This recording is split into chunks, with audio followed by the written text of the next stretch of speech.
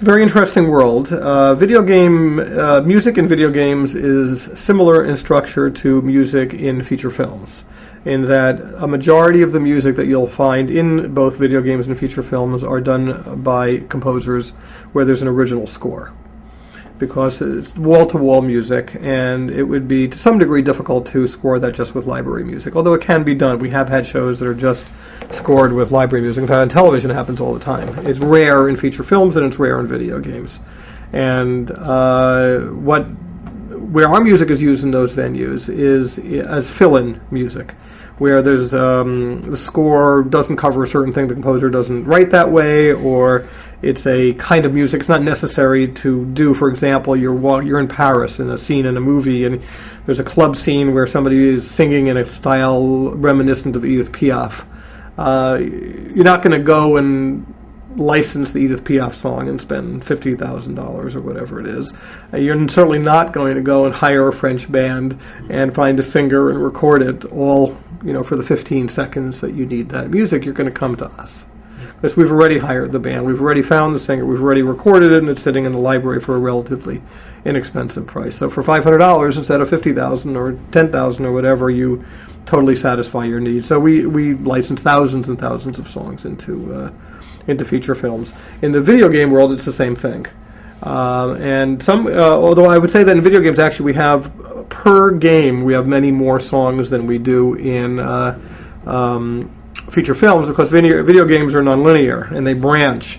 And so depending on where you may end up in a part of the video game where a certain type of song is needed, but you're only going to be in there for a few seconds. And if the composer were going to write every single second for every single part of the video game, it would be very expensive and take a long time, and he'd have to write in many, many different styles.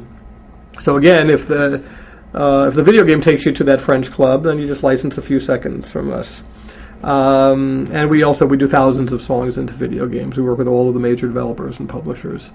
We had a couple of interesting ones recently. I forget exactly how many songs, 40, 50 songs in the Godfather video game that was put out by Electronic Arts. Then there was another game put out by Midway, LA Blitz, where they had our logo all over the place. It's the cars driving through Los Angeles, and on all the different buildings they put the APM logo up, which is really fun. And then there was another game, which I forget which one it is, where we had there was a radio station, or a series of radio stations. So I think like you're in the car, and you can click in the game, you can click on the different radio stations. All of the music in all those radio stations was ours.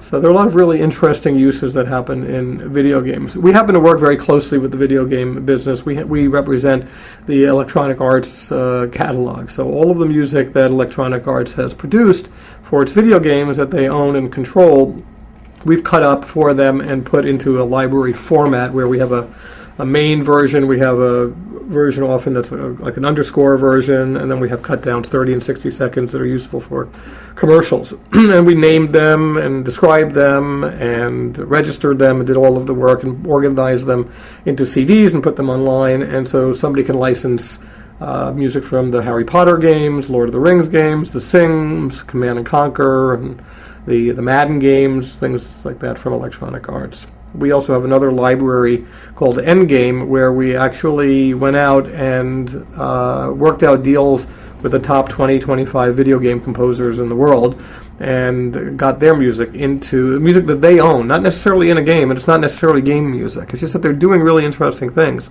So we went out and we got music that they own that was sitting on the shelf, and had them edit it and organize it, and I have an executive producer overseeing that project, and we've assembled it into a nice library of music, and it's really, really great stuff. We have about 10 CDs now so far. No, we don't take any fee. You just split We just split the revenues that we receive. Mm-hmm.